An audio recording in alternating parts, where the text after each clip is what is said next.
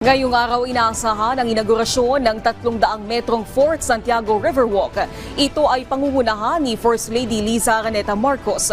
Si Isaiah Mirafuentes ng PTV sa Balitang Pambansa Live. Isaiah? Magandang morning, Naomi. Alam mo, mas maganda at mas malinis na Pasig River, yan ang adhikain ngayon ng administrasyon ni Pangulong Ferdinand Marcos Jr.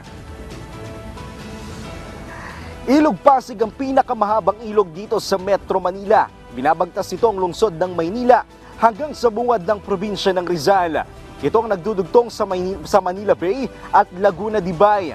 At sa tinatagal-tagal ng panahon, hindi na natin nasilayan at naging kwento na lang ang malakristal nitong ganda. Pero sa ngayon, pangarap ng pamahalaan na muling masilayan ang angking ganda ng Pasig River.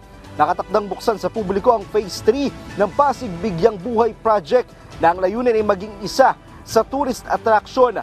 Ngayong araw, inaasahan ang inaugurasyon ng 300 metrong Fort Santiago Riverwalk. Ito ay pangunahan ni First Lady Liza Araneta Marcos at magsisilbi rin itong daan sa pagitan ng Fort Santiago at Pasig River Esplanade. Alam mo, Naomi, ngayong umaga may mga nakikita na tayo mangilan-ngilan na mga namamasyal ngayon dito sa Fort Santiago Metrowalk at maging sa Pasig River Esplanade. At may mga nakikita rin tayong mga nag-eehersisyo.